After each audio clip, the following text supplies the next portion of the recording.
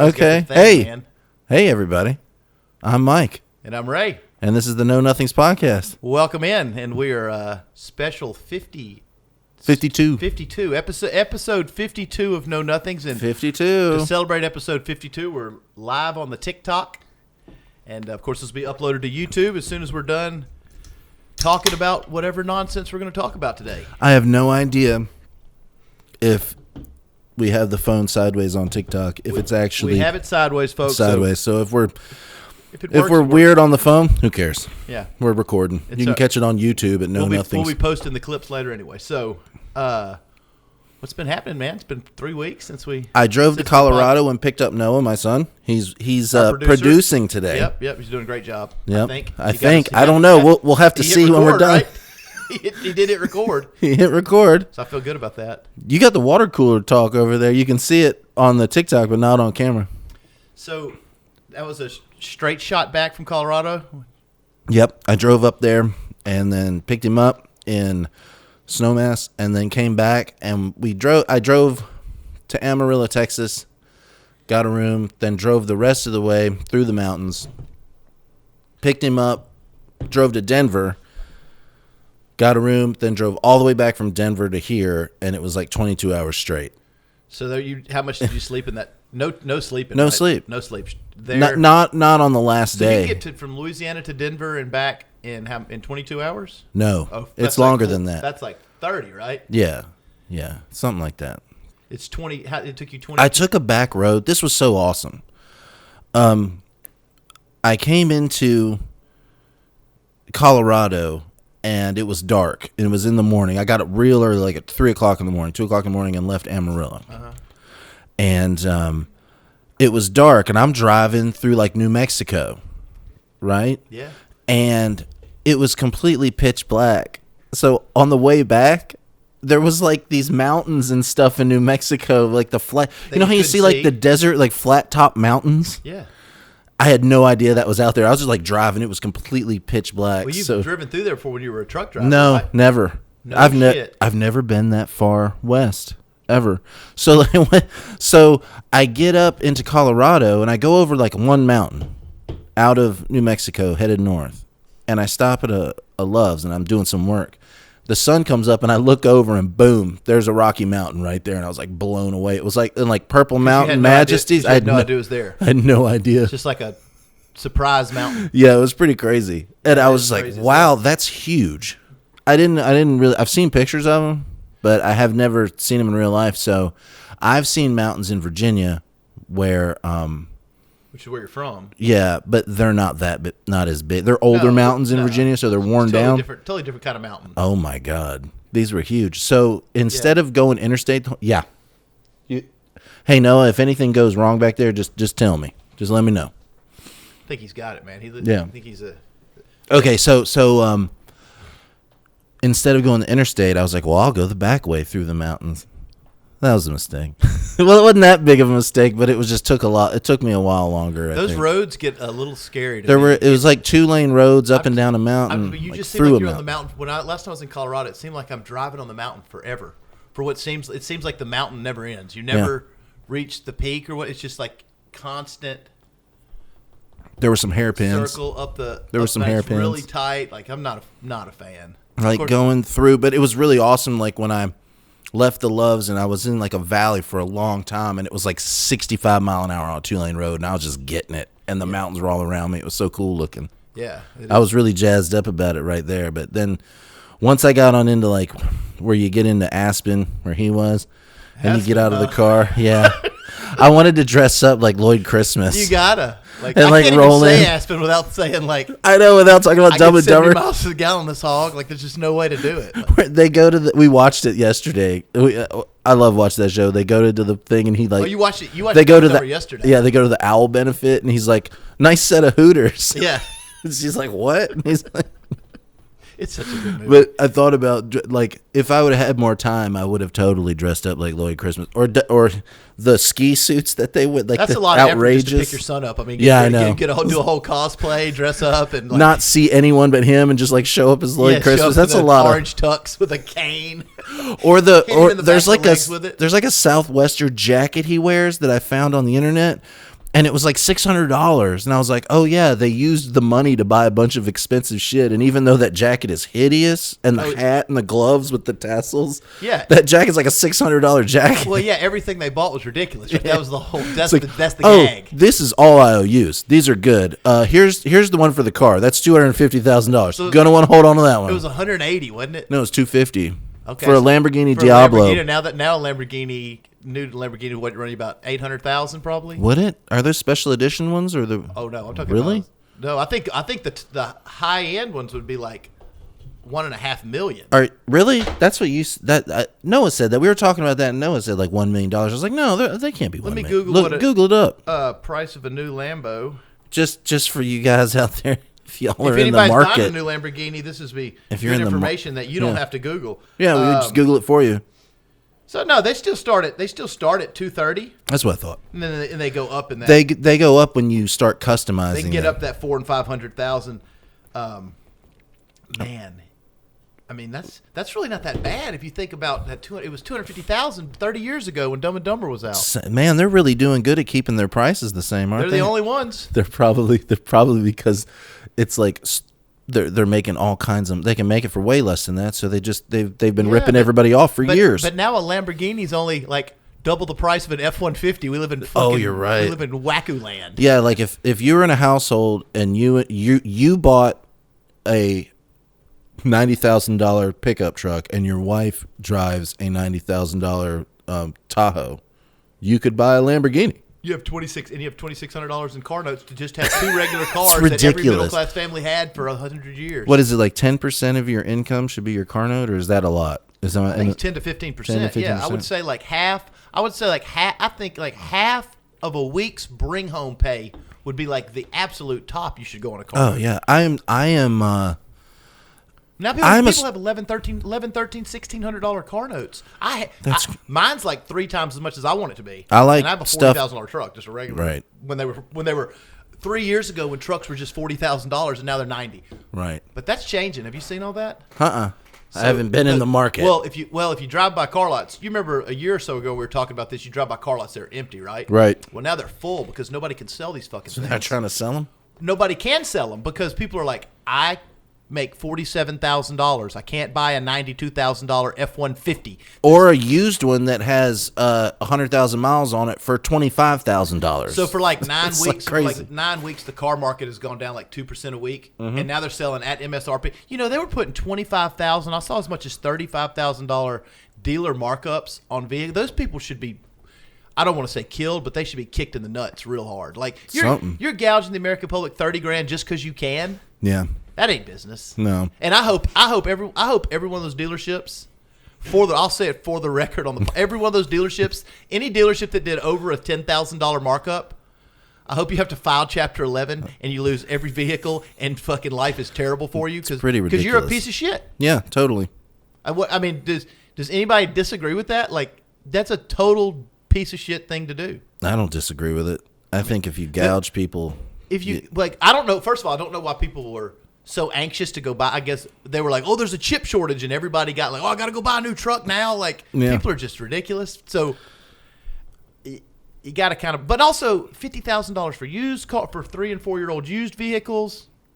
Oh yeah, all that's. I was like, there's no way this can last. This has got to be the bubble of all bubbles on. Well, because it's the most ridiculous I've ever seen. I learned a lesson trying to buy a cheap car. You're like screwed either way you go. I bought like a 2012 Ford Focus, and it got into an accident, and then I remember that. Then it was totaled, and I took it to get it fixed, and they were like, they don't make the parts for this anymore. It was like a 2012 Ford Focus. Like there's a billion of them on the road, and it was a 2012. I guess because most of those cars don't last 11 years. They're not known as the most. This one didn't have a lot of miles on it. That's why I bought it. I was like, oh, cool. This, The Ford Focus is like what the Vega was in the 70s. I mean, it's just like a notorious kind of piece of not great. When I buy myself something, I drive one, but I just know they're notoriously break.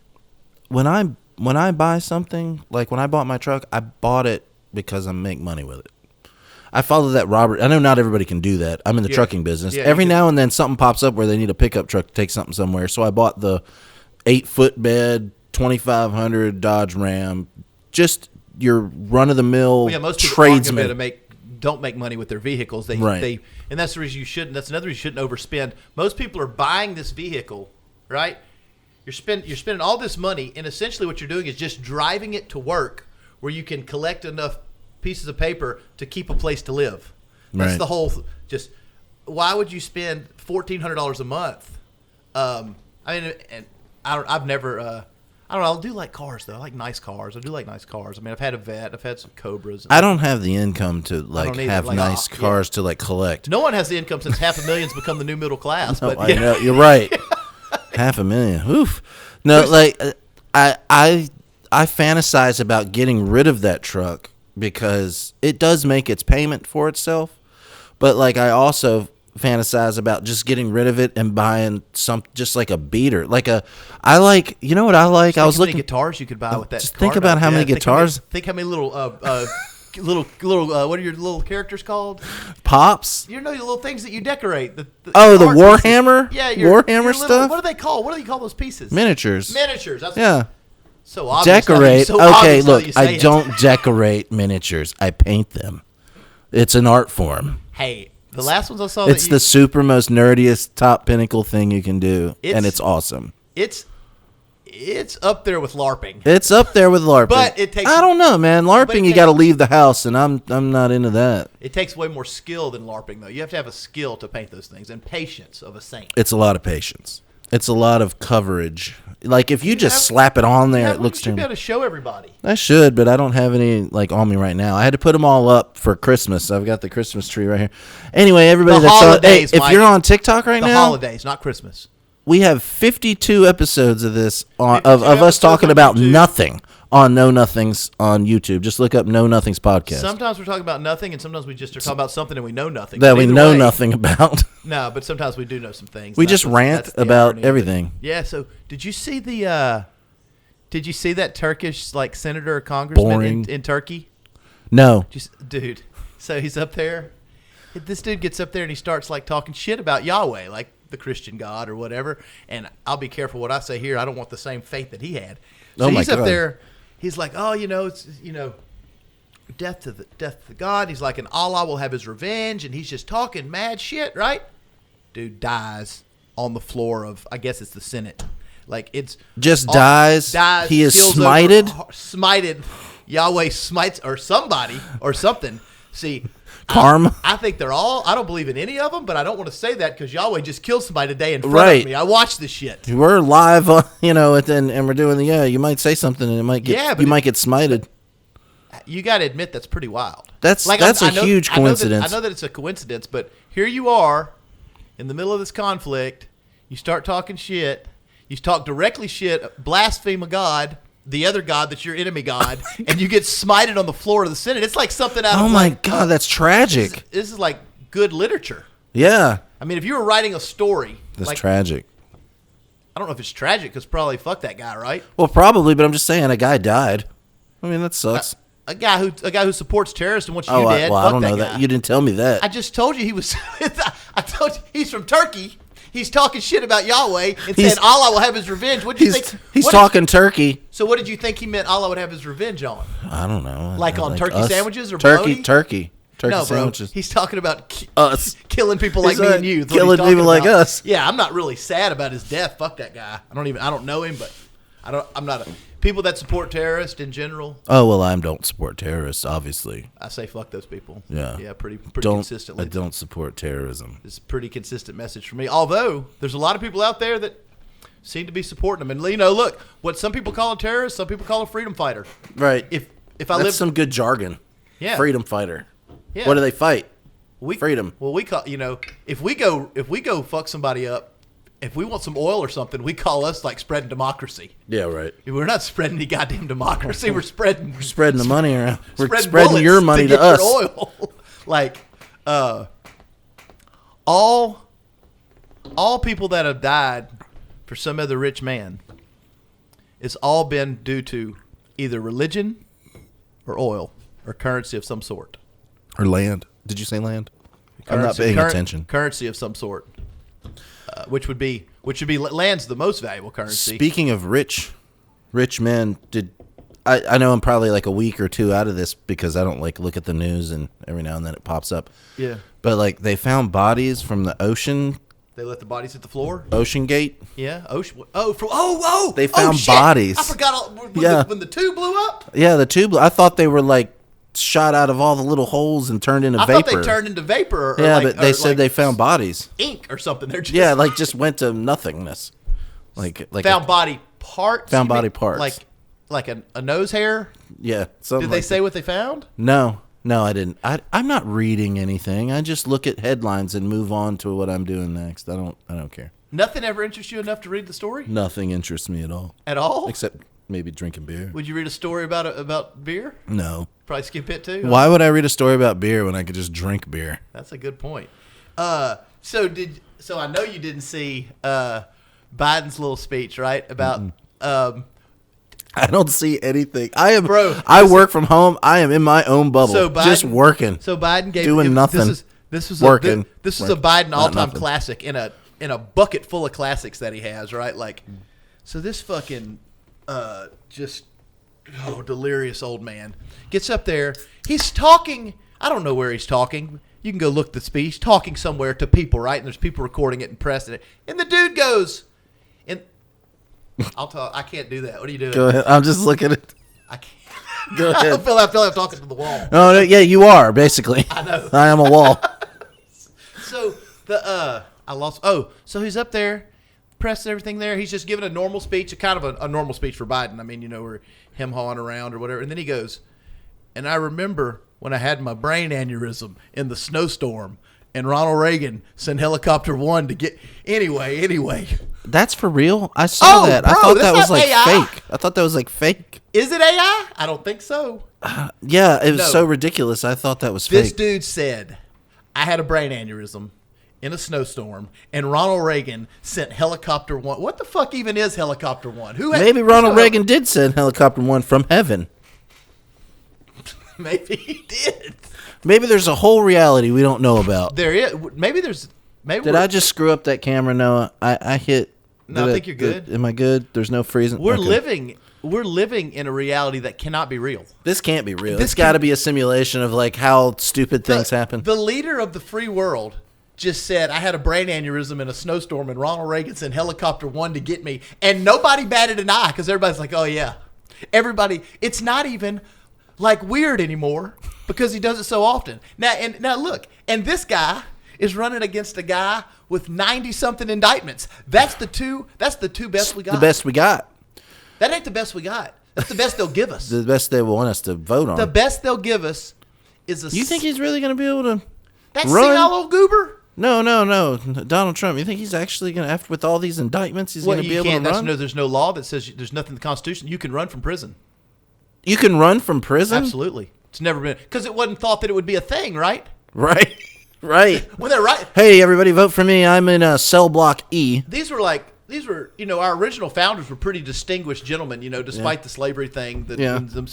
Obviously you can look back at history and want to change it, but what I'm saying is they were distinguished, educated people. So, right, you weren't assuming you even had to write in a felony clause about running for president because it'd be like, well, obviously these are like heads of state. Obviously, people aren't going to vote for a felon. Right. Wrong.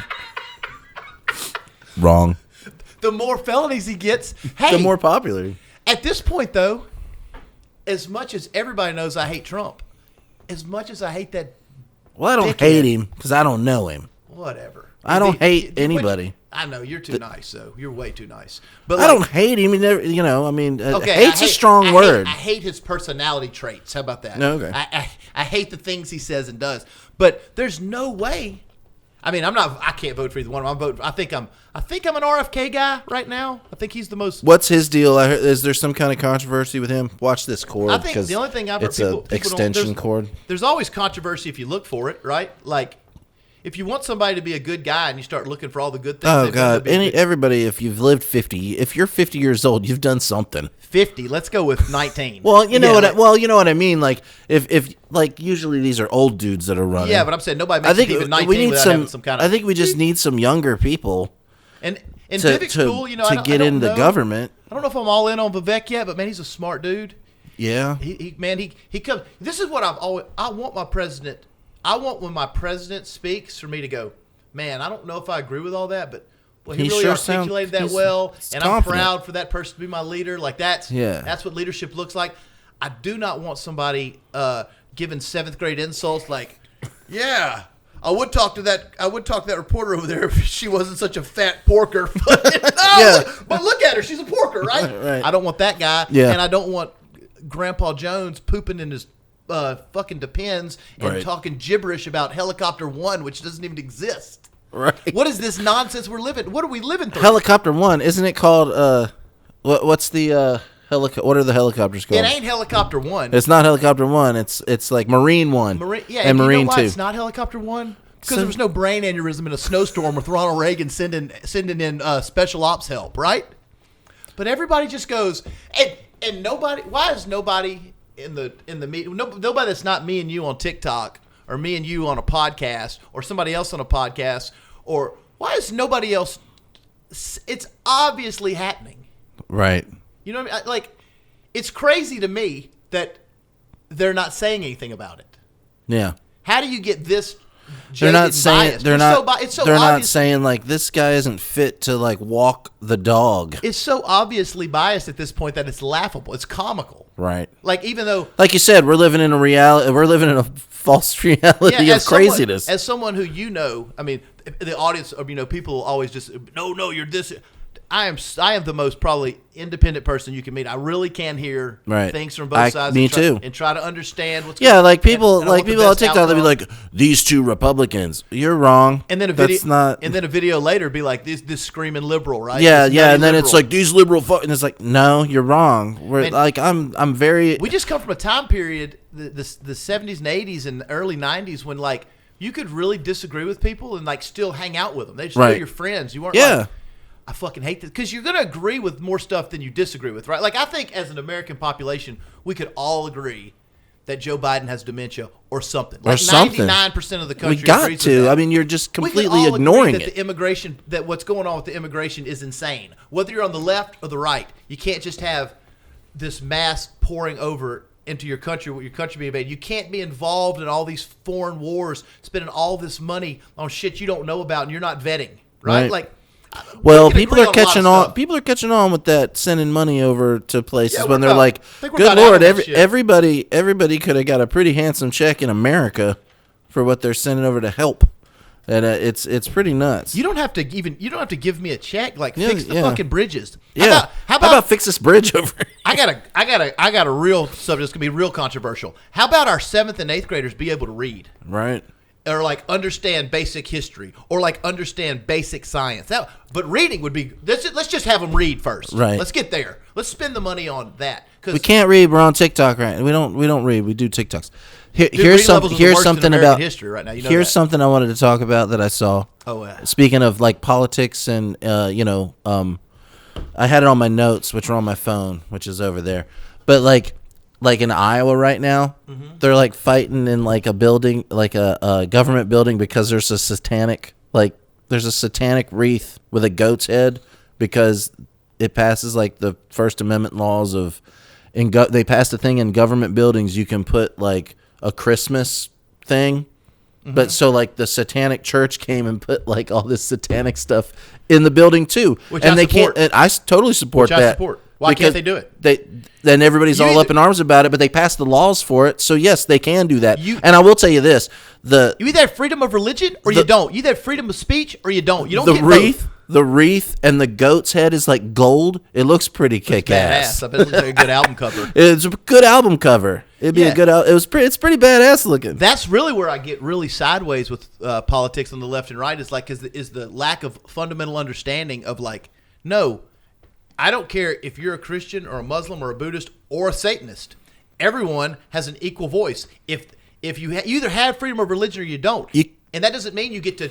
That doesn't mean you get to indoctrinate to one religion in the schools. That's not freedom of religion.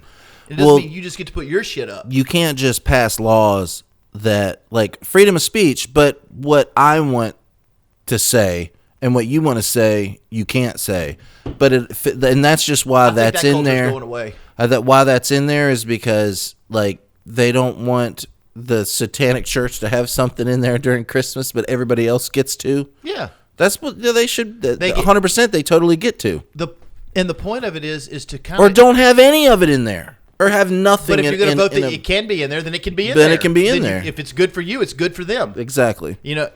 That's a real hard thing to understand. Just like freedom of speech is a hard thing to understand. No, you can't run in a theater and yell fire, but you can have an opinion that someone disagrees with. Well, the thing about the whole Satan thing is like it's just to go against the status quo to show you that.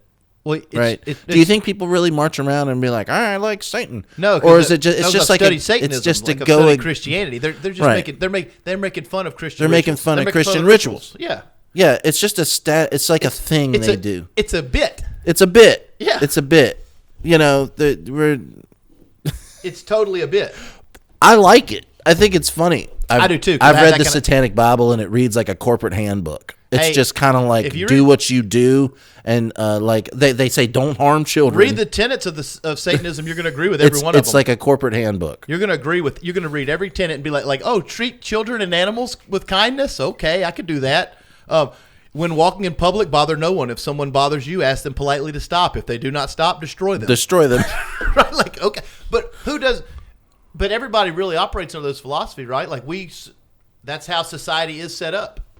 Yeah. I mean, people for the most part try not to bother one another. If someone does bother them, like, oh, pardon me, I'm sorry. If they keep bothering you, there's usually going to be like repercussions and consequences. Right. Meanwhile, and look, I'm sure like the shuffle of TikTok people are different now because they probably only watch this for like 15 to 20 seconds.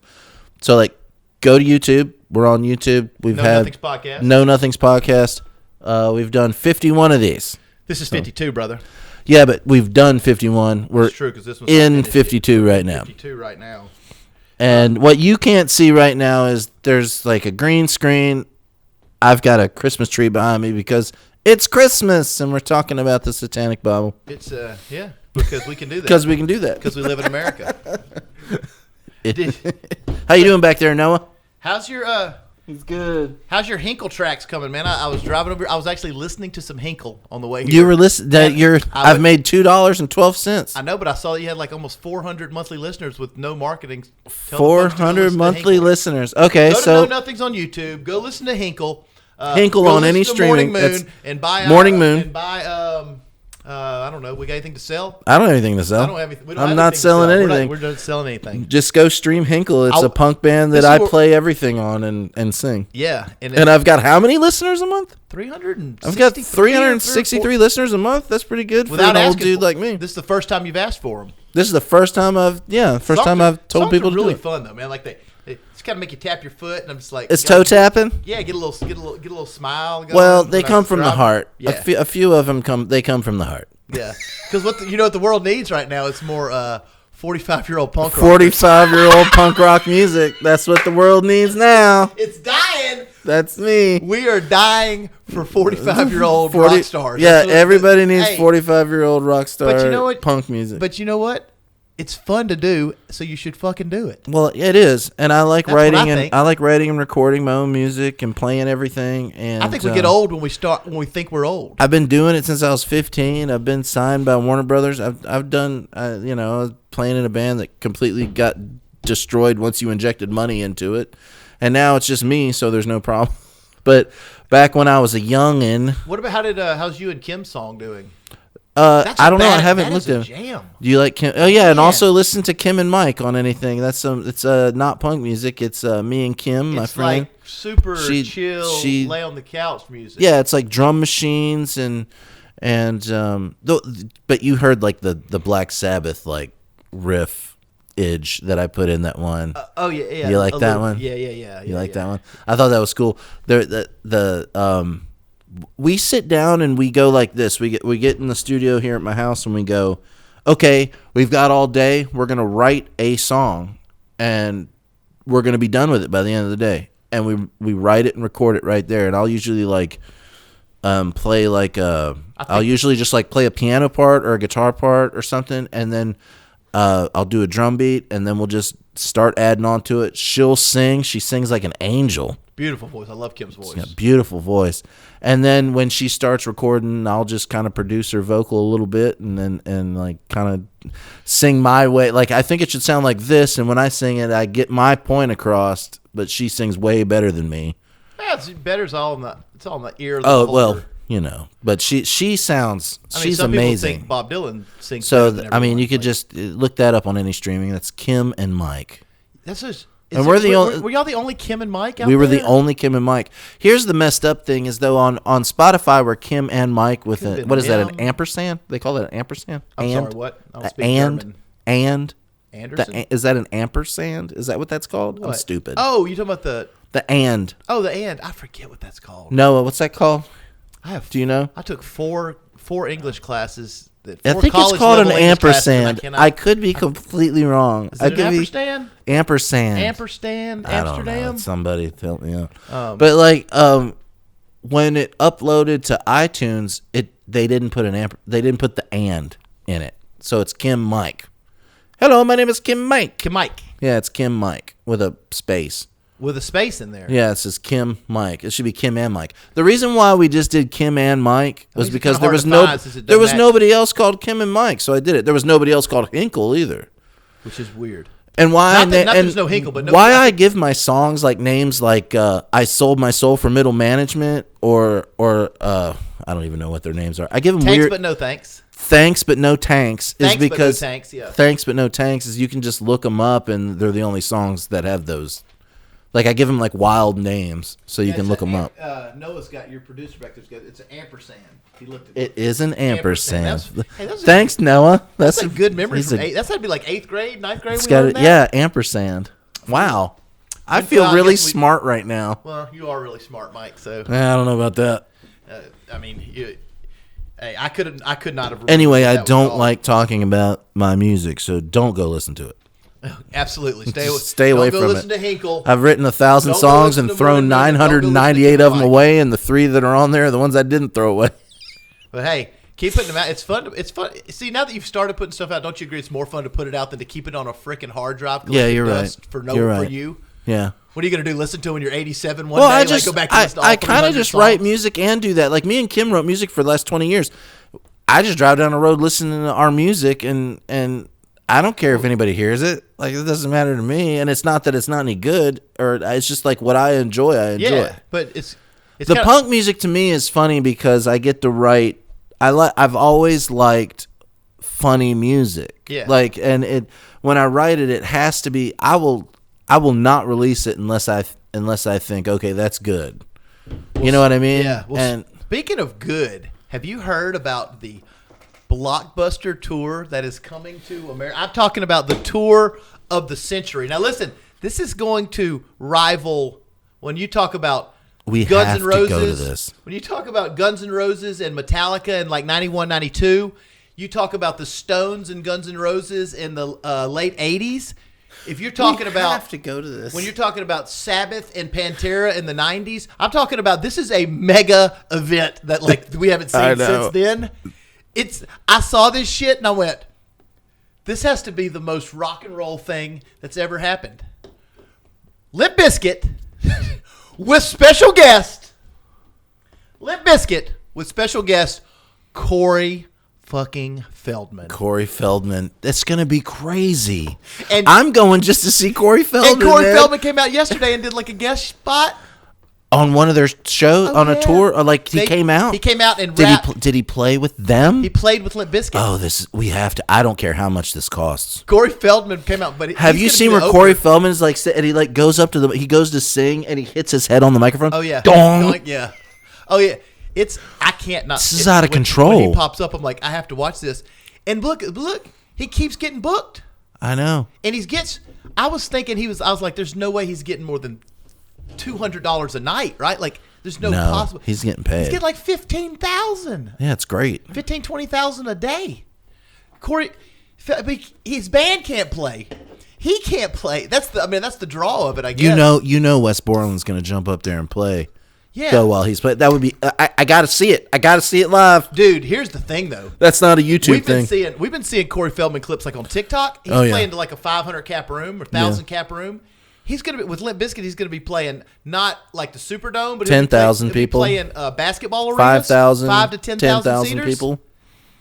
Man, you got to be Get pretty up, good. get up. You got to be pretty good to get on a stage in front of 5 to 10,000 people. I don't know, It's man. gonna look more train wrecky than it already. I've sat through some train wrecks in front of Tool.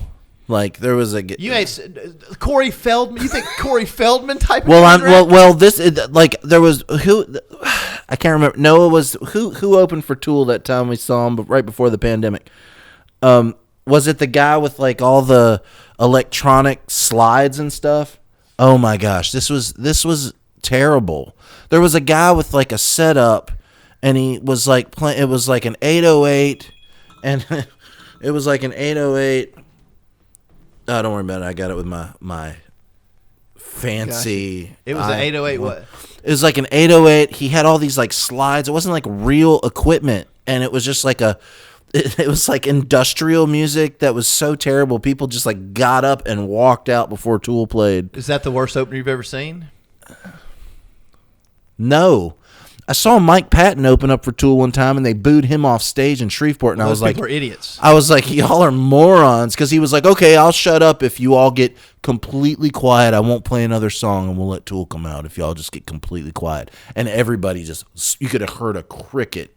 Like, you could have heard a pin drop to say like a old, and he was like, I can't do that. We got 2 more songs. That's why people. And I was like, y'all morons. This is Mike Patton. This dude's a legend. Tool loves Mike Patton. Like, I love Mike Patton. They're This is why Tool fans are insufferable. No. You just summed it up in one little story. It just the whole Tool fan base out there. Not 85% of them are just so insufferable. That kind of shit. I'll tell you why. You're booing fucking Mike Patton. A genius. Who they hand selected to put on there. Mr. Bungle. And he's brilliant. And you're booing him just because you think that's going to get you 3 minutes closer to seeing Maynard and getting to suck his Standing balls. in the background. And I love Tool. I love Tool. I don't love. But Tool, you got to admit, you guys are weird. We are weird. I'm a super Tool fan, and I'm a weirdo. But here's I met an even deeper weirdo on Mike TikTok. Patton weird, though. The last one we did, number 51, we put Alex Gray as our background on the green screen.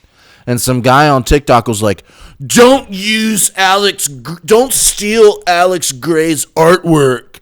And his name was Maynard. His name was Maynard. He stole Maynard's name. I wanted to be like, is your name really Maynard, or is this the real Maynard? Yeah. Or are you just stealing Maynard's name, you fucking moron? Yeah, Maynard's on TikTok commenting on podcast videos. Yeah. That's exactly. Right. He might be. He might be some shit he might He's too busy making wine. He's too busy making wine and touring. No, I've seen Tool like 6 times.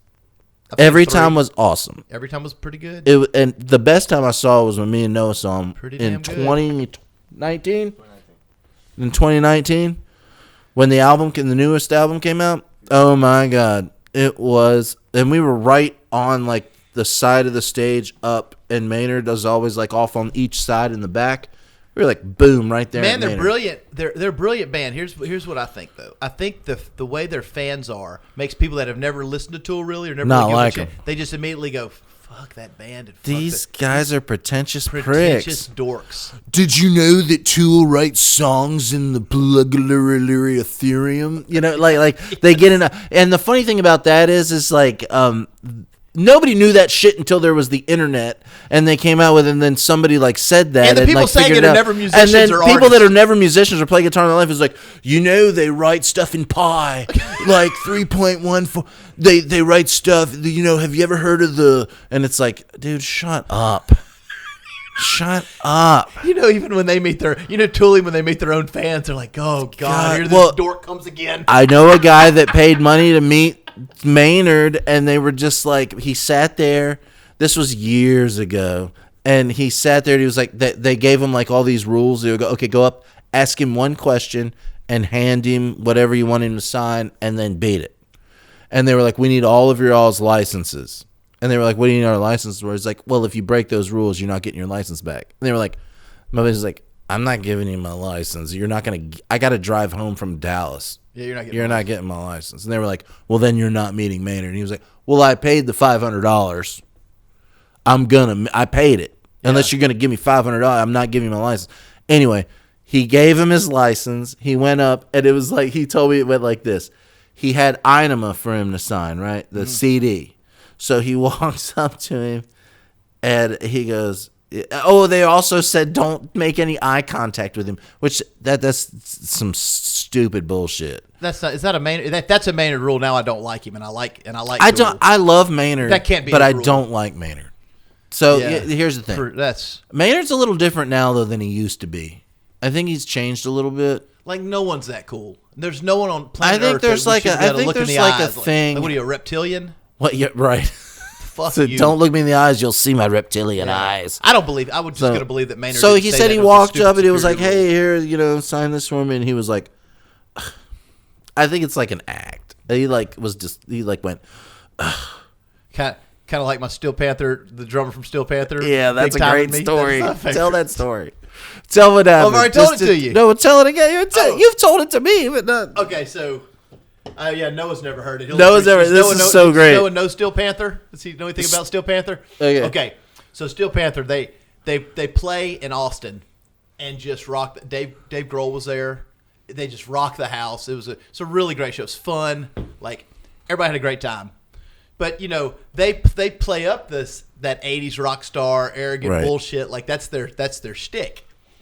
Man, so they're outside the club and they're coming to, and I'm leaving, and I'm like 40 years old at this point. Like I'm a grown ass dude, you know what I'm saying? Like I'm not a teenage fan. And they're walking to the bus, the drummer Sticks, and he's getting on the bus. Sticks. Yeah, his name's Sticks, and that also. So, and I was like, I figured like out of the club, two grown men. It would be like I'd get to meet the normal guy, right? So I was like, hey man, I was like, I'm meeting you from. Like he's right beside me. I was like, hey man, I was like, that was a fucking awesome show, man. I really enjoyed it. And he goes, yeah, no shit, it was awesome. You don't think I know how badass we are? And he pivoted around like a diva and got on the tour bus. It was so fucking great. That's awesome. Yeah, I know we're good, moron. Exactly. Dude, he had like the eyebrow up. That's like perfect. No shit. That's perfect. And he called me a name. I don't forget what he called me. Like, no shit, dumbass. I'm in the band. That's the line he said. No shit, dumbass. I'm in the band. I'm in the band. You don't think I know how fucking badass we are? And then just pivoted off. I was like, oh God. I was like, man, it's like I'm a Steel Panther fan for life now because it's just like you never broke roll. It's a big time. It's big awesome. Time, a full grown like dad outside. Like it was awesome. I was like, oh. Oh my God, that's awesome. Yeah, it was super funny. And then opposite of that was when I saw Jada Pinkett Smith and her band. And Jada Pinkett Smith. Yeah, and it was so bad. She has a band? It's so bad, Mike. The band was so bad. Look, but she comes down after she plays her set that no one wanted to see. It was god-awful. Worse than terrible. She's standing in line to like get some nachos like an hour after her set or whatever, and no one even paid her attention. Did she get nachos, or are you just saying that? I don't nachos or popcorn. A hot dog. She was literally in the concession stand line, out with the public. This is at. This is after The Matrix. This is like 2004, 2005. Yeah. She was a giant, but this was a metal festival. Right. No one. When I tell you, no one could give a shit. No one could give a shit. Or if they did care, they were definitely going to act like they didn't. They didn't. No one approached her, looked at her, acknowledged her. Everyone, the crowd. She's in a metal band? She was in a metal band called Wicked Wisdom, and it is goddamn terrible. Really? Man, you think she could afford the band something was not terrible. Oh, the band wasn't terrible. Jada Pinkett Smith. So what'd she sing like? All right, you ready? Well, I don't know. Back up from the microphone. I'll do my best impression. Back up from the microphone. I'll do my best impression because I remember the song. You're going to overpower. I'm going to not overpower. I'm going to go low. Okay, go low. Like this. You can't handle this. You can't handle this. Handle this. You can't handle this. You can't handle this. You can't handle this. Google it. That's exactly. That's what you're going to get. Google it. I'm telling you, the song's actually called "You Can't Handle This." Oh, are you kidding? It is. And how I just Duh. So that she had this really good band that she'd obviously paid a bunch of money for. That was really good. Right. you can't handle this, you can't handle this, you can't handle this, you can't handle this. And she tries to be super like, she tried at the time to be like super tough and like, I'll fucking kick your ass. And like, she was all like in red leather and like, I'm like, who's falling for this? Everybody was like, what is this? It was like, it was being in some weird fever dream. She didn't come out and like say like, hey everybody, I'm Jada Pinkett Smith. No, she came out and was like, get this fucking pit rolling right fucking now. Well, that's kind of cool. Yeah, if you bought it. That's kind of cool. If it was believable, it is super cool, right? Like, we love that shit as metalheads, right? Cool. Like, hey, what's up, Hey, Alan? what's going on? Yeah, you love that. If it's like when Phil Anselmo says that, you're like, I better start moshing right now. Like, you just feel it. Or Randy Blythe says Dude, New Seven Dust. Have you heard New Seven Dust? No, but I bet I love it. It's pretty great. I bet it is. It's better than their last couple I of heard Sebastian Bach song was really good. He can Really? still sing. Oh, And a yeah? new Guns N' Roses song came out called The General. Oh, I need to It's listen not to bad. that. People It's tried not to bad? hate on it, but you know how old rockers are. Anytime they write something that's not Welcome to the Jungle, Right, they're you'll be mad like, at it. They're mad. This is bullshit. Don't make it again. Don't ever do this to me again. I hate to bring Tool up again, but everybody was like, why isn't Maynard like angry and yelling? It's like, well, they're old. Like they got old and he's just probably not angry anymore. He got old and rich. But it's really, he got old and rich. And What's he got to be mad about? He's like drinking wine on his vineyard. Yeah. So, but yeah, He's got like He's got something pulled up. What you got over there? He's got Jada Pinkett Smith's rock band. Oh my! Is the name of the song. What's it called? Bleed all over. Bleed all over me. That's hardcore. That sounds hardcore. It was. She was literally trying to be like. She was being like. I'm giving like Lamb of God vibes, or whatever. But we all know you, Jada Pinkett Smith, as the actress. We know who you are, right? Well, that's just unfortunate because maybe it could be awesome. Well, this wasn't. It wasn't. Hey, but she got a spot because of who she is, like right, like a coveted spot at this festival. Well, the musicians she hired probably were very well-known musicians in the community. They were good. Of that, I'll give them that. I always say. They were like, all right, yeah, paycheck. Yeah, put her in there. But I'll just tell you this: there's no way you get on that festival being that bad. No way. If you're just a regular person, if you're not. Of all the bands that I've seen live, including Tool, the one that blew me away the most, Korn. Korn's great. Live. Standing, I had front row seats to a Korn show. That Are You Ready? Will send. That I was backstage hanging out with. I was in the bus, hanging out with a band, El Nino. El Nino, yeah. Seen them a few times. Did that mess up the... Hit Ray's real quick. Yeah, this is out. Ray's is out. My camera's All out? right, yeah, your camera's out. I'm going to fix it. I'm going to fix your camera. Cool. Get it fixed. And then I'll tell you about the... So, Ray's camera's out? Yeah, it's showing black. Hit it again. Did you hit anything else? leave it. Yeah, let's see. No, that was on me right there. What was that? Oh, shit. Okay. I just saw me. There it is. Yeah, it's back on. You back? So you're on the bus with El Nino. So I was hanging out with El Nino. This is probably like 2006. That's about. I might have seen them at the same festival I saw Wicked It Wisdom. was. I'm trying to think. This was in New Jersey. There's no 506. If it This was was in a club. No, this was a big, huge festival. Mm-hmm. Monster Energy Festival. Were y'all playing? Y'all weren't playing that. You were. We didn't play. This is like after. 6-7 years later, later, after yeah. we blew up and died. But I had friends. Yeah. In touring bands. Right. And I'm on the El Nino bus, and I was like, "Hey man, let me get a water." And their drummer was like, "Here, drink this," and he handed me a Monster Energy drink. I was like, "I don't want this shit." I was like, "Give me a water." A new drink then? I can't remember what Monster? came out. No, it's been out. And I was like, I don't want this. I don't drink this shit. Give me a water. And he goes, no, drink it. And I was like, I don't want to drink that. And he looked at me and he was like, open it and drink it. And I was like, okay, dude, whatever. And I popped it open and I took a sip. Why was he being like that? And I went, what is this? And he goes, it's water. And I was like, what? And he goes, yeah, Monster Energy bottles water in the Monster Energy drinks for us to take up on stage because they're sponsoring the tour. They don't want us drinking Monster Energy on stage. but they want us to Well, they don't drink want you drinking too many of them, right? Yeah, and so they were like, they bottled water in Monster energy drinks. Oh, and then they supply And free they water. supply the free water as Monster in a Monster energy thing. It's like- and I was like, that's kind of messed up. It's like David Lee Roth putting iced tea in his Jack Daniels bottle. Right. You just- But it straight up was a Monster energy. I was like, I don't want that. But it was water. Yeah, so So it's they like- do that that's for where- the tour. That's where Liquid Death got the idea, I guess. Yeah, in the contracts, they have to like go on stage, pop open a Monster energy drink that is water, Yeah. drink it, and put it on their amp, or the lead singer Well, drinks it, or well, whatever. marketing has to be So marketed. the marketing is marketed. So anyway, after I don't have any they problem with that. they the tours have to played. be paid for, the bands have Yeah, to be paid. right. Well, yeah. I mean, it's a marketing thing. Yeah. So like No they problem at all with that. they go. I don't have a problem with it, but I was just blown away. funny, yeah, I but- was blown away because yeah. he was like so adamant about me. I was like, dude, I don't want to drink. And he was like, drink that But shit. I'm not one of those guys that be like, Drink those it. guys are sellouts for drinking Drink from an it. advertiser. Like, And I was like, what is this guy's problem? yeah, he wanted you to see that it was water. Yeah. He was trying to like freak me out. Yeah. And he did. Yeah. Because when I drank it, I was like, ugh.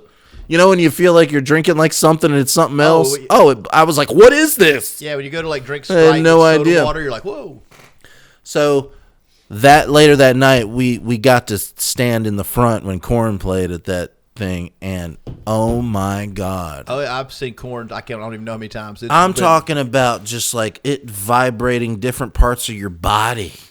That Are You Ready? Unbelievable. That will light a crowd up. Like Man. that would still get a crowd. 20 years later, that would get a crowd right now. Like Right. completely Well, Limp bonkers. Bizkit's doing it now to the younger generation. Wanting to break stuff. They're doing it. People and now They're now, identifying with what are- how angry they are. What is Gen Alpha and Gen Z going to think of Corey Feldman? You think? I don't know. Noah, They've- that's Noah's. Yeah. That Noah's Do they know it's a 22 years joke? old. Will they know it's a joke? Will they Do get know- the joke? Do you know Corey Feldman's a joke? They won't get it as a joke. They won't get it as a joke. Yeah, I He'll don't probably think so get either. famous. He'll probably get Well, more no, because famous. you'll see that it's terrible. Yeah, but that's something. Isn't that like something that's cool though, to be weird They and made the terrible? Island Boys famous. Yeah, But, that's how what long- I'm saying. How long were they famous? About 6 months. 6 months. You could. Who are they? Who are they're- they now? You can't even. I don't even. The Island Boys exist. They couldn't anymore. even hook up with a producer to write some cool music for them. I mean, they couldn't even do that with that kind of exposure. They were not bright. They were not sharp crayons. Those two. I cannot believe we made them famous. That was worse than when. Do you remember when we made the Pants on the Ground guy famous back in the late '90s from their American Idol? Pants on the ground, walk around town with my pants, pants on the ground. We made that dude famous. Yeah. We made the you know, like Macarena and shit. You can understand, like making. Well, silly that was shit. that had some Because- money behind it. Well, and it's got a little beat, and it kind of makes you like. It had those like, but the other thing about it Maracas was and- like those two dudes that were singing it were like old school, like Latin guys But like the Island from way Boys, back. the Island Boys are just like Corey Feldman. Neither one, Corey Feldman or the Island Boys, they're not in on the joke. They're both taking it. They're like not the in on Island the Boys joke. Are like, no, we're legit. You don't think rappers. Corey Feldman knows that he's a joke? No, sir. No. Well, I'm going to start saying he's not a joke. I'm gonna, He thinks that. Because people pay for the train wreck. Oh, I'm paying for the train. We Me got too. it. We have to go. As soon as I saw it, I sent it to you. Remember, I was yeah, like, I know. I It was said like, you said who's opening for him, and I said Creed. yeah.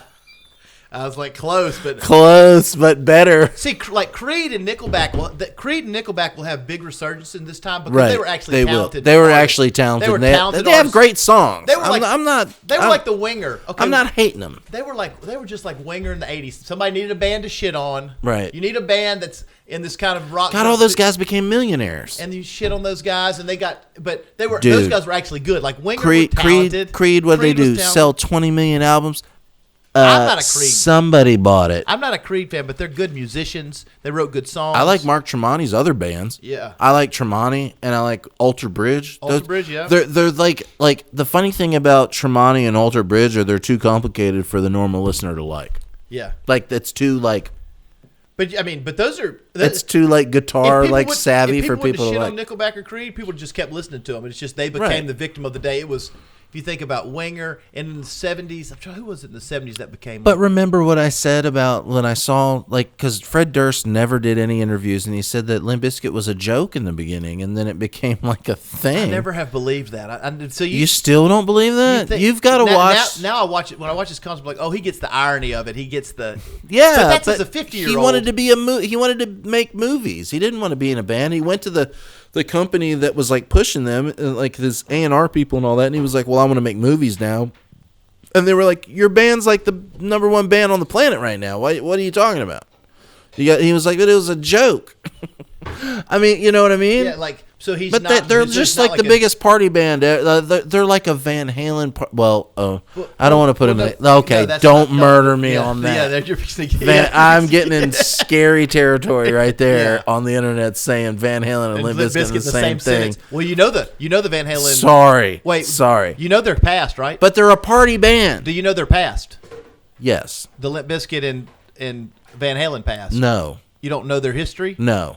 You don't know about Edward Van Halen coming to his house in a tank? No. What? A tank? Or a military vehicle? So, and listen, this is okay. Tell me. So this is wild. So Eddie Van Halen, somehow Fred Durst, when they were blowing up, had said, "I want Eddie Van Halen on a track." Hey babe.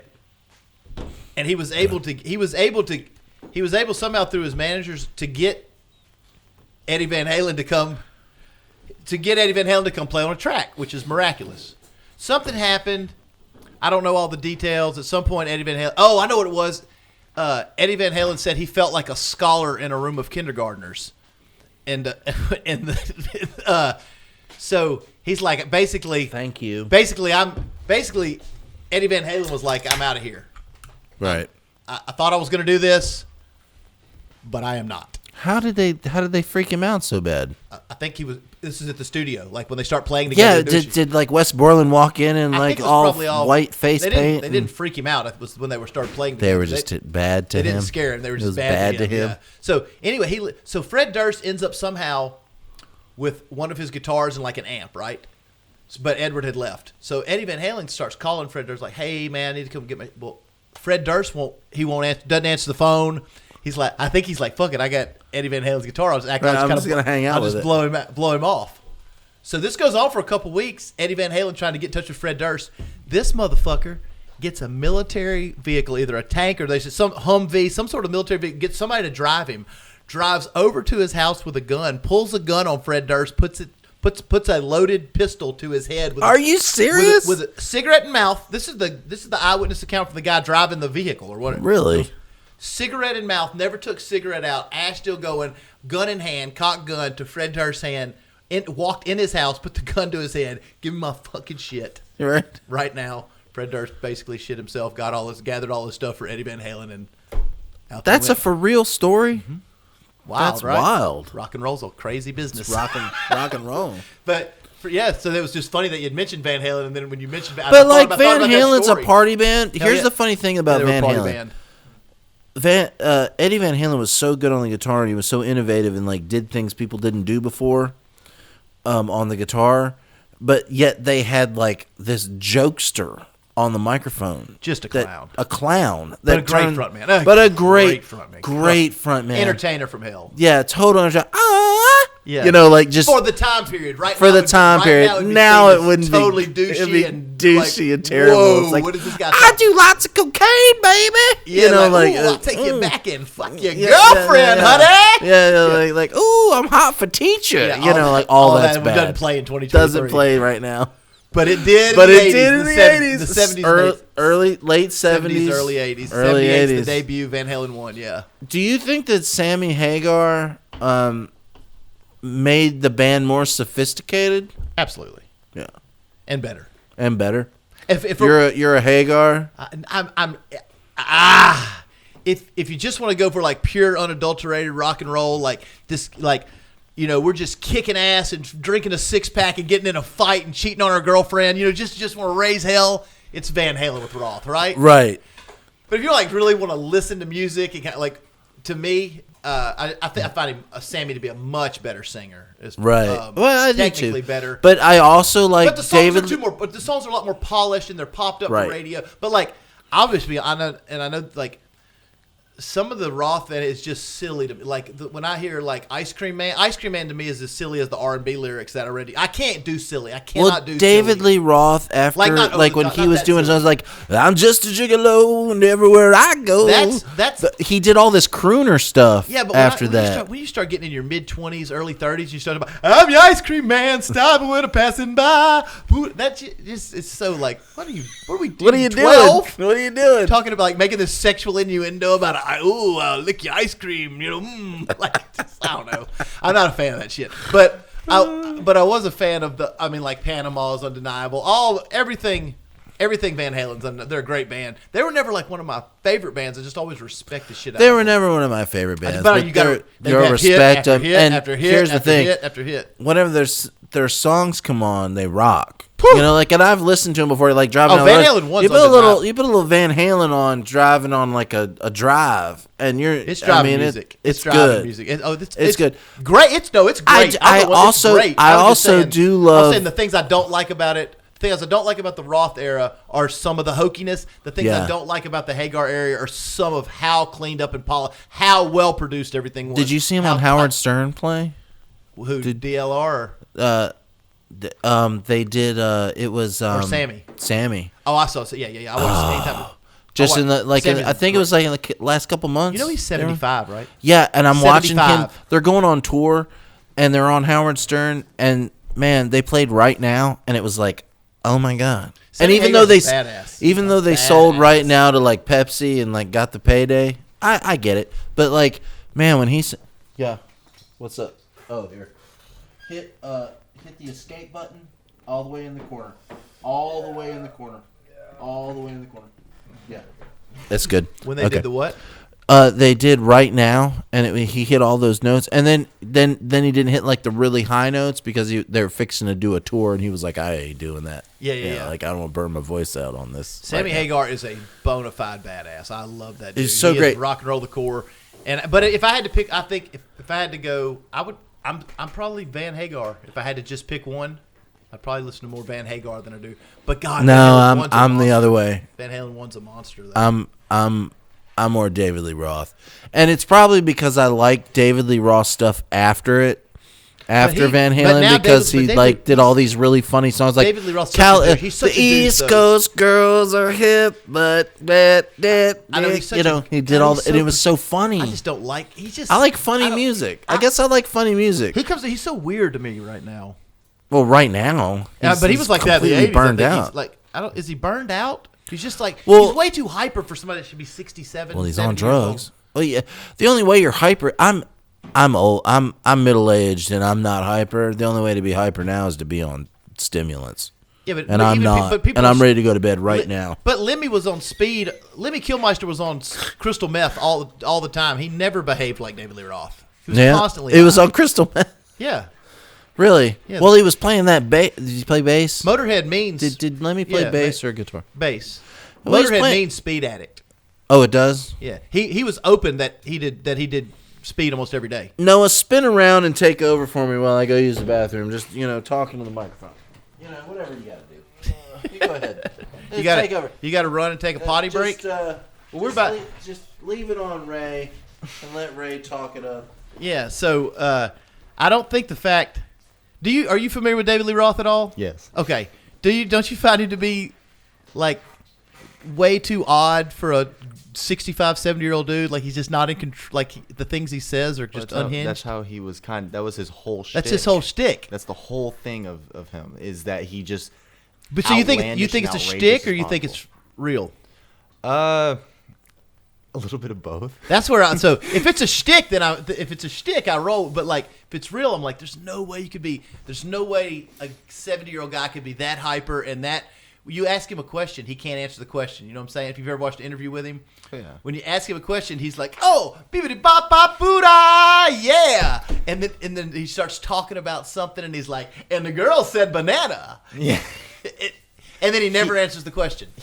I don't know. I feel like it's a little bit of both, but I feel like during interviews, he has to crank it up to 11 because at that point, it's like the whole act is on stage for him. I mean, he clearly has ADHD. Right. Yeah, 100%. But if you're a millionaire and been a millionaire since the 70s, you think you would get some medication. No. for your ADHD. No. I'm not. I know people who have it, know they have it, have a written thing from a doctor saying they have it, and they still won't do anything about it. Just because they think it adds to the personality. Well, it does when you're your age. I It does when you're your age, I guess. I mean, yeah. I mean, where I was, Although not really. Like, I mean, David Lee Roth, it was funnier. So when David Lee Roth was 25 acting like that, you're like, look at, you could just say he's drunk, crazy, rock star. When you get like 30, 40, 50, 60, 70, and it's like, whoa, man, this dude needs some. I don't think he needs it because that's and his I don't whole want to thing. disrespect. People. No disrespect, David Lee Roth. He is such a tremendous front man. I'm stating the obvious. It's like in 2023 though, when you state the obvious, you feel like you have to apologize to some weird cancel group out there because everybody, like, no matter what I say, I always feel like I could be like, well, look, I still like David Lee Roth. I'm just stating the obvious, right? Kind of like the Biden stuff. I mean, like, that's his. So with that being his whole thing, if he turned it off now with the age he's at now, people wouldn't pay attention. Would you pay attention? No, but at 70, I wouldn't want any more attention. I'd be like, damn, I've had. But that's the whole thing. When you're that big early on like that, and then you want to try and keep that, you need to keep whatever was making you big. So let me ask you this: if you think it's a shtick, if David Lee Roth was just to come in a room, no cameras around, cell phones are outside, David Lee Roth's going to come in, everybody's going to smoke a joint, watch some Netflix. It's just a chill day with like 3 buddies, like him and like 2 fishing buddies. Yeah. Does he act like that then? Probably. Because, I mean, I do. I mean, like, 100%, I will act like that, even though I know I'm around people who I don't need to be like that. So you're not putting on an act. It's just. I mean, it's not an act. It's just. You don't act like that. I know. I don't right now, but, like, it kind of comes and goes. So, like, with him, it might be so you more have ADHD like. or ADD? Yeah. Like, I do. Does your whole generation have it? Incredibly hard to focus. You're born in like 99, 2000, something like that? 2001. 2000. Seems like all y'all have that. Some people romanticize it. That's what I'm thinking. So what it is some people romanticize having, my generation especially, romanticizes having depression, ADHD, bipolar disorder, and all these other things that you don't really want. They can't all have them. They can't all have them. And that's the thing. Where I was living beforehand in Colorado, everyone at that inn that I lived at, because I lived in the oldest building in Snowmass. Everyone at that inn. That's the best name they can come up with. Snowmass. Snowmass. It's just a massive town of snow. Everyone at that inn had some kind of mental thing because they can't get their own house. So what it is the inn was bought out by the town of Snowmass. Bought the inn. They bought the inn from the company who originally put it up like back in like the 70s or 80s. And then it kind of fell apart. They bought it and they're fixing it up to be housing for workers in Snowmass because there's a housing crisis there. Right. Everyone there lives there because they got a job that offers that as their housing. Okay. So the job pays for the housing? So the job pays for the housing. And the funny thing is that most of the people there are either my age or like 5 years older than me. Right. There's like maybe 2 or 3, so 20 4 or to 5 28 people. years old. We'll right. It, yeah. There's like and maybe 5 people who they all are have some older. Sort of, every single one of them. All of them have some sort of thing, like our neighbor who just straight up did cocaine. So what's causing your whole generation to have mental illness? I feel like mental issues. I feel like they can't all really have. I feel like they romanticize it because it's a way to say, "Hey, this is the reason I'm not able to do this. I don't want to do this." In their head, they go, "I don't want to do this, so I'm going to give this as a reason as to why I don't want to do it." But then some people like me who do have ADHD, it's incredibly hard to focus, and when I do focus on something, I can't stop. I refuse to. I hyper focus on it so hard that like I'll bore the people around me with it because I'll talk about it too much, or I'll like, hell, for Halloween one year I focused so hard on being what's his name from Scream, Ghostface. I focused so hard on being Ghostface the whole night. I acted like it. I would hide in the bushes and jump out and scare people. And you couldn't let the joke go. I couldn't let the joke go. That's how much I hyper focused on it because of it.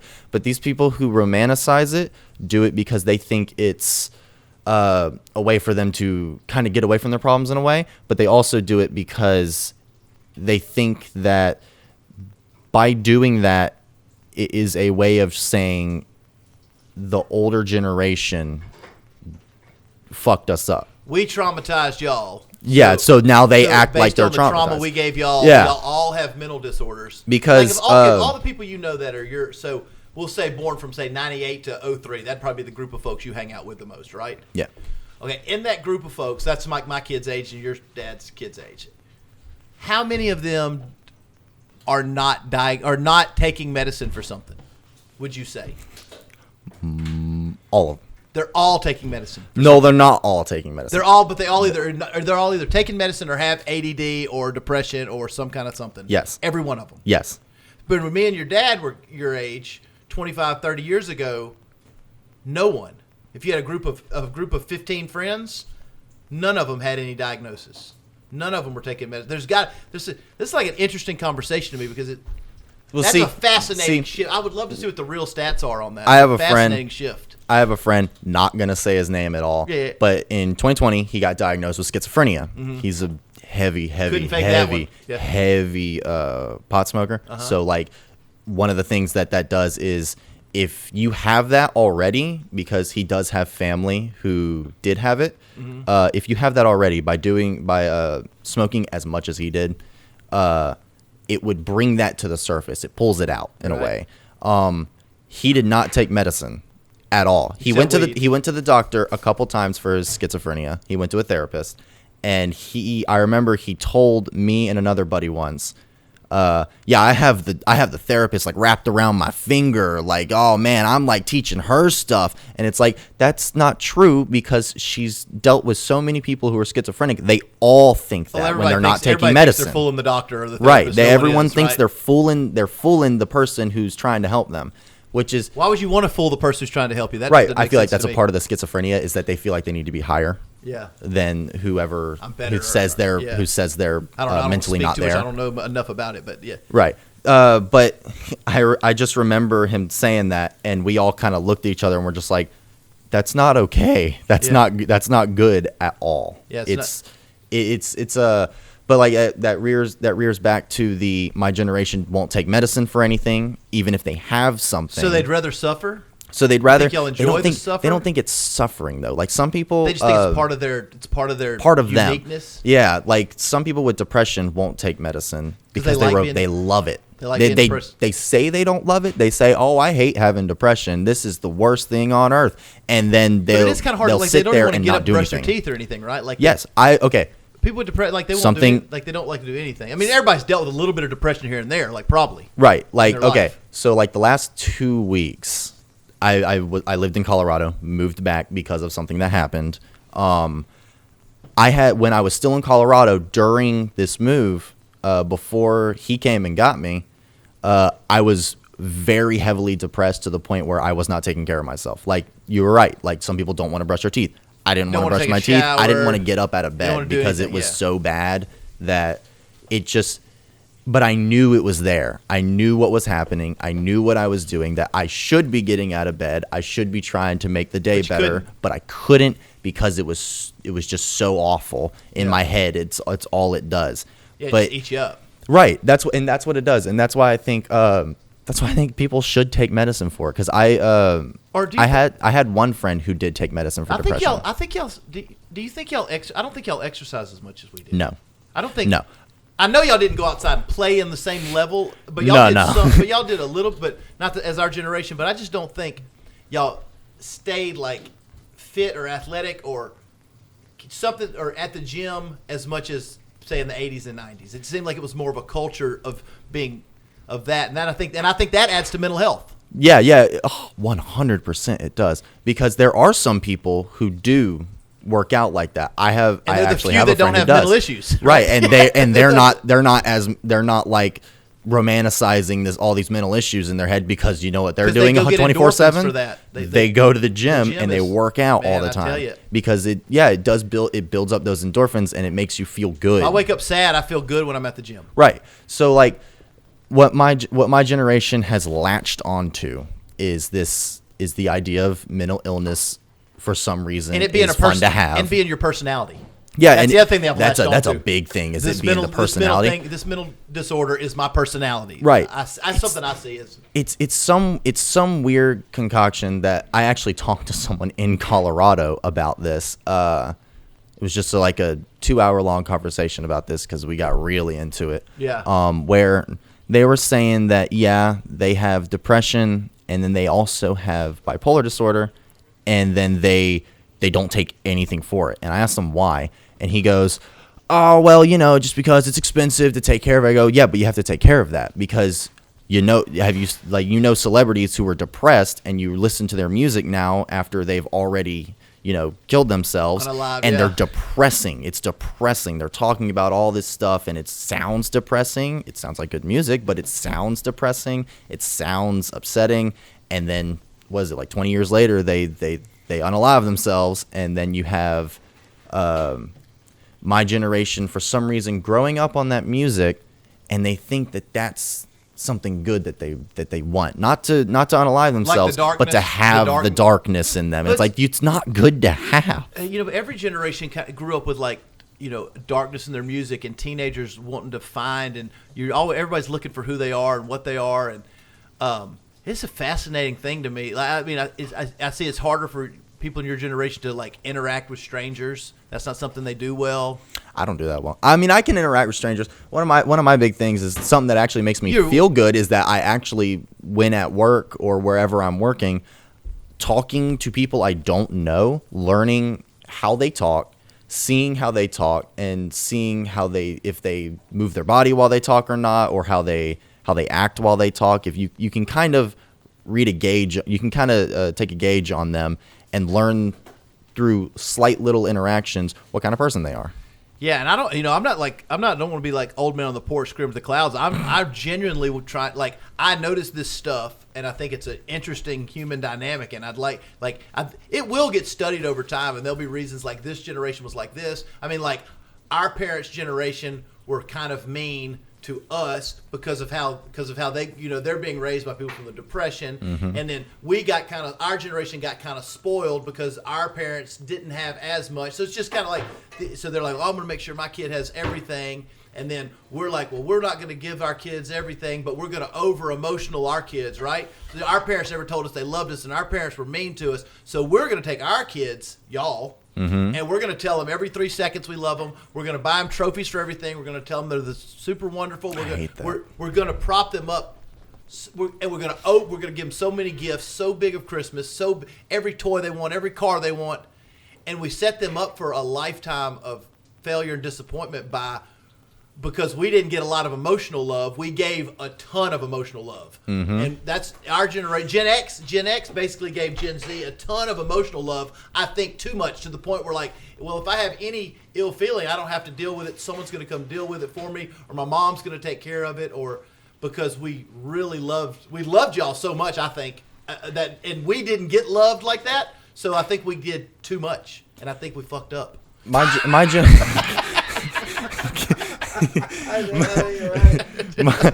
You are absolutely correct on that kind of fucked up my generation, because now they think they deserve everything. Because y'all were the most loved generation, and now you become the most really educated generation, so you're smarter and the most loved, so you have this I don't know about smarter. The internet. Well, yeah, the internet too, but now I think there's this sense of everyone should love me this much. Yep. Everyone should appreciate me as much as, and people don't. What also factors in is the internet is that we know everything. Yeah. The moment it happens, we know it. Or you can at least find it out. Or you can at least find it out, right? And nothing's hidden on the internet. Y'all have had a lifetime of, since you've been 14, it's just a bombardment of depression bullshit.